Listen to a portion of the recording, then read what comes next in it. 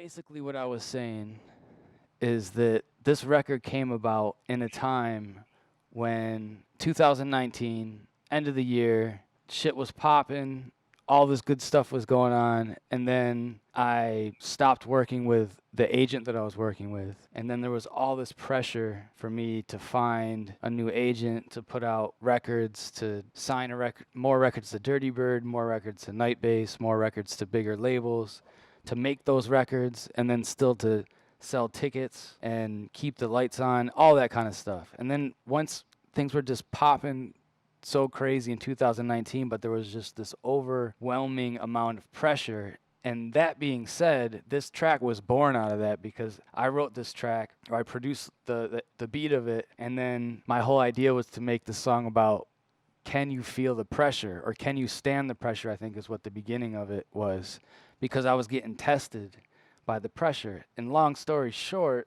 I took the track and I sent it to my homie Nickel Fields out in LA, who's I've known him for a bazillion years. He's out from Rochester too, and he's doing his thing. And we've been slightly working together for the past long fucking time.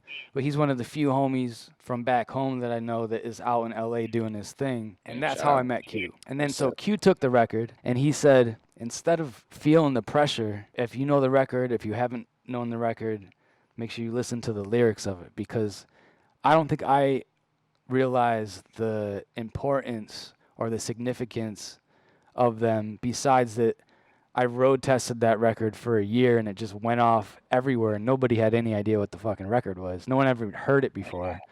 And but when you listen to it and it's taken, not, he basically was just like, nah, fuck that pressure. We're gonna take the pressure and we make our own pressure and we come through and just fuck shit up. And that's what it's all about. I'm gonna let you take it from there, but I wanted to say, that's why I wanted to have you on here, is because since then, took that record, we went through a pandemic, lost everything, and then came back to where shows are back, the label's back and pumping, and this guy's doing all kinds of stuff. We'll talk about the commercials that he's doing and all the other dope shit. But then we got to perform it a couple times, and one was at Nightbase. And so that track was kind of rocking on that mixtape basically for the past 6-7 months, and it finally came out. So I'm so happy to have it out. I'm stoked to get everything working over here, and so you guys can hear and meet the motherfucker Q the music. Hey man, good looking, bro. That's first of all, that's a fire story. Like I didn't really know that. Like definitely going into the record, you know what I mean? Just that record had derived from pressure or whatever, anything like that. I just heard some fly shit and wanted to throw some dope shit over it. And yeah, like even just coming off like I never feel it. In fact, I'm the one to deal it. Like it's just what happened, man. That's what I mean. Sometimes you let the beat like send you whatever you about to do with it, and that's what happened, man. So I thank you for that. And also, I want to say that's really dope that that the lyrics mean something. I feel like a lot of the times people don't really care about lyrics, you know what I'm saying, which is fine. I understand how to make a melody and do all that shit, but I'm glad you appreciate the lyrics too, coming from hip hop, and that's something I really care about myself. So Hell yeah. Yeah, I mean yeah, that's kind of the in dance music, I think the lyrics can be significant, but it's never really that much to it. But that's what like what you're saying is that's what I am all about doing, is coming through and fucking lighting the shit on fire. And that record has that vibe anyway, but with that lyric and taking it, because when I sent it to you, it just had me going in a really creepy voice like, can you feel the pressure or some shit like that. yeah, But you took it and flipped it, and it's almost like that's what I needed, and it was like subconscious, and I didn't even realize that. And it's cool to even kind of shed some light on that too, because I don't think people really see how much pressure when you're doing things there is, but the right way to look at it is exactly what you did.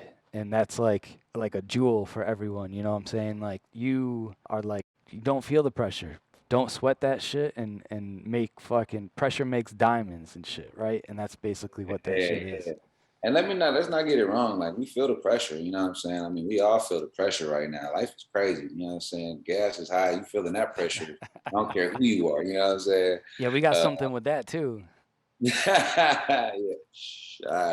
But but yeah, man, I think it's just, it's a state of mind, man. And I think I've been blessed, man, to be in situations and be around a lot of dope, successful people who just believe in themselves and believe in me and pour into me and pour that kind of energy into me. And, even with the record you sent, man, that you inspired that. So, it's kind of dope too how artists or how people who collaborate, they may inspire, they don't even really know, and then some magic happens.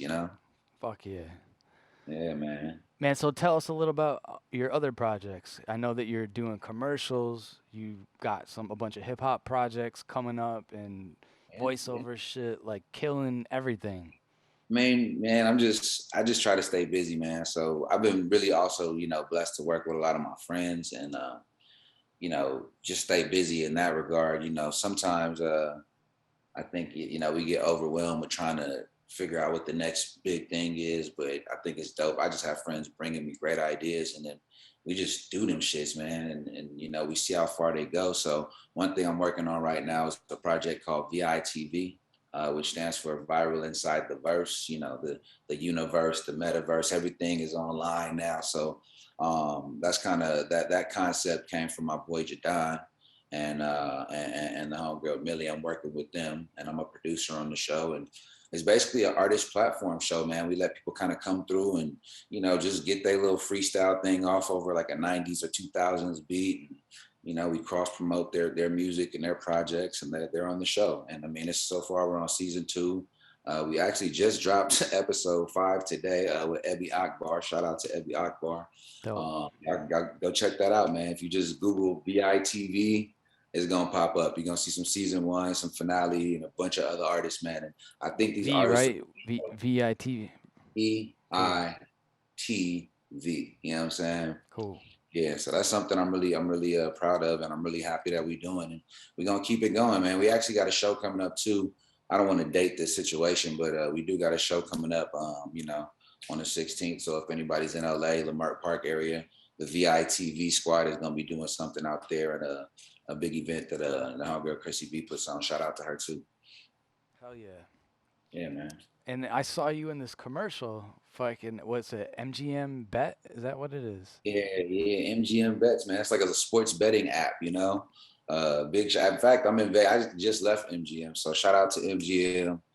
Shout out to Kevin Garnett, man. It's me and him in the commercial. I play his best friend, Gary.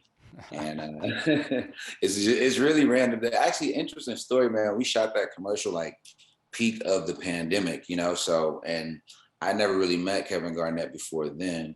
And so everybody's very distant and it's not really talking and stuff like that. Not in a disrespectful way, just COVID. You know what I mean? Yeah. I'm over here, you over there, and so it was interesting because we were 10 feet apart like the whole commercial, but it's still they did their thing with it and made it one cohesive project. So that movie Magic is fire. I feel like it was a lot of love on that shoot, man. Shout out to Peter Berg. I don't know if I'm supposed to talk about this, but shout out. That's the director. Well, it's cool that you say that too, because on here, the couple more crew, a lot of people that are like, I don't even say fans, it's like family. Like all this people we have that we went through this crazy COVID shit together. That's how I started streaming on Twitch, and so much shit was born out of it. So it's cool to kind of talk and reflect on that. So how is it now? So like, especially in LA, I haven't been there since last year. But is there the masks? People still wearing masks, or is it? I'm gonna be honest with you. I still wear a mask a lot of places, Yeah, and me too. mainly because since wearing a mask, I haven't been sick. So I think there might be a little method to the madness there. But no judgment to anyone who doesn't. And I think people are a lot more laxed. It's not as heightened as it was before, for sure. But they're saying there's new variants or whatnot. I honestly have a hard time keeping up. We be in our creative world, so we just we be in the studio. We don't be tripping. But but yeah, it's way more chill, man. People are not as touchy about things. You could sneeze around people and no one's gonna look at you like you crazy. You know what I mean? There was really a moment like that. And even working on these sets and stuff, it's there's still There's a term I heard on set called the COPO. It's, you know, the COVID police. They call them the COPO. I don't know, but yeah. But so sometimes the COPO will be a little on your head. But I understand that at the end of the day, it's in the name of, you know, just keeping people healthy and keeping people safe and making sure that the projects get done. So I don't really off. You know, I don't take no offense to nothing. The rules need to be followed. We follow them. You know what I mean? It's all good. Yeah, I think at the end, it's a good excuse so you don't got to smell someone's breath. Hey man, if there ain't nothing else that comes from it, you know what I'm saying? To keep the hot breath away. But anyway, we're obviously not trying to make this political, but it's good to hear things are lightening up, and you know I was DJing through fucking half of last year too, and it was every state was different, and I think everything's obviously numbers went down, all that stuff. So I'm just grateful that shows are back. We got this record out. We got to rock that shit at Night Base. And the OC, last time I was in OC in March, I think, came up and did it with the on OC. Is there anything else you want to plug, man, that you've been working on? Honestly, right now, you know, Cue the Music, the project is on the way, you know. That's what it's going to be, self-titled. I've been working on this for a little bit of time, you know, especially throughout the pandemic. And it's just a collection of music, man, just from my creative spirit, you know. You said something about Nickel Fields earlier. Shout out to him. He's got a record on here.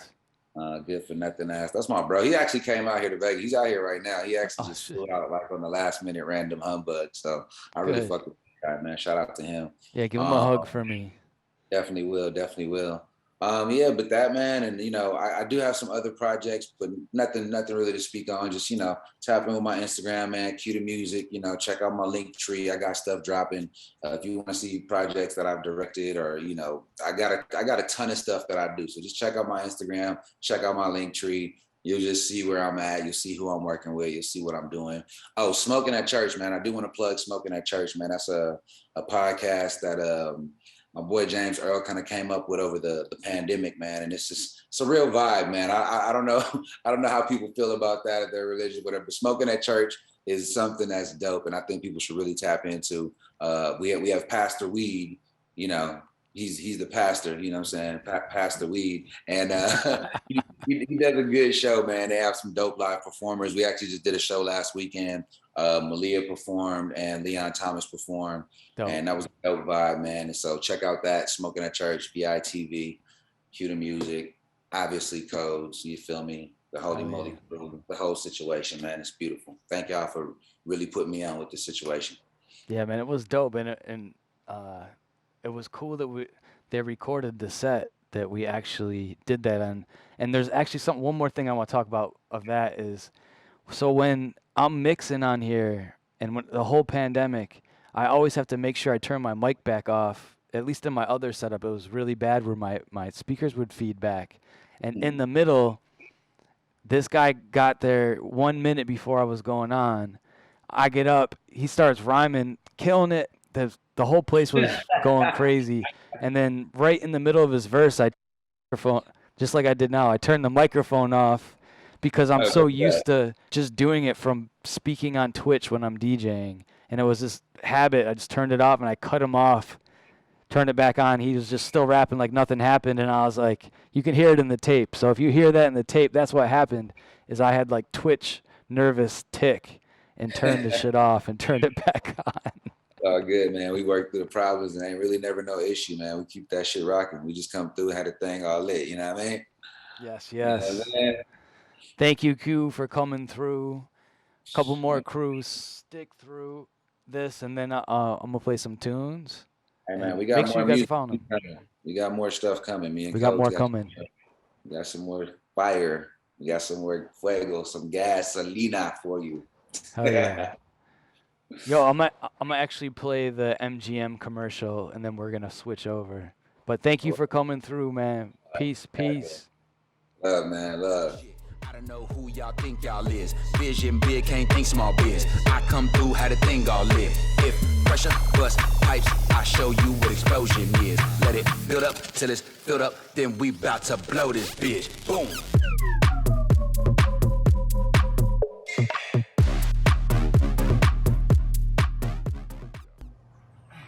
You smelling all this, Gary? Man, How that smell, KG? See, this is what retirement